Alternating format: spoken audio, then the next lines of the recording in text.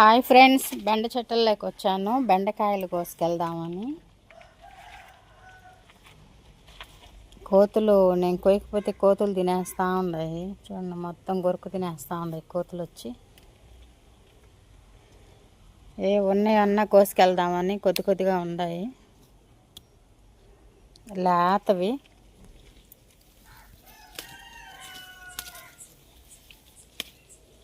వర్షానికి చెట్లు పాడైన తర్వాత చెట్లుకి కాయలు అంత పొడవుగా బాగా పుష్టిగా రావడం లేదు, ఒక రకంగా వస్తున్నాయి.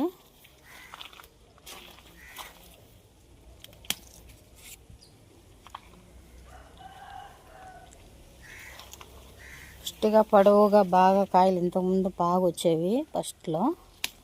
వర్షం వచ్చిన తర్వాత అంతగా రావడం లేదు.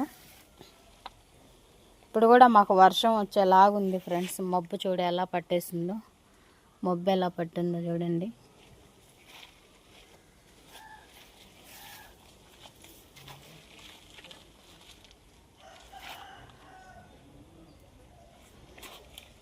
మార్నింగ్ నుంచి మాకు అసలు ఎండే రాలేదు, ఇట్లాగే ఉంది మబ్బు పట్టి.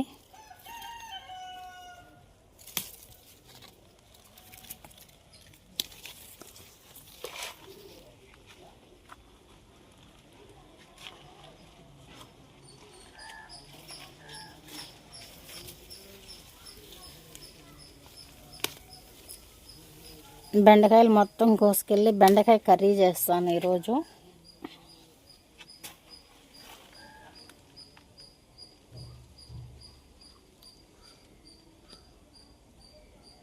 బెండకాయ ఫ్లవర్ చూడండి ఎలా ఉందో, బాగుంది కదా ఫ్లవర్.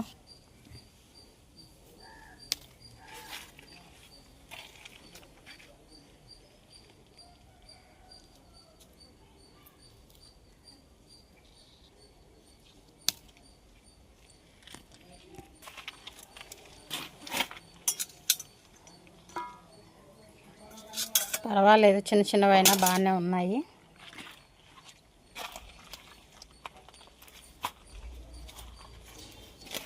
ఎంత వెతికి కోసినా ఎక్కడో ఒక దగ్గర ఒక కాయ రెండు కాయలైనా మిస్ అయిపోతుంటాయి.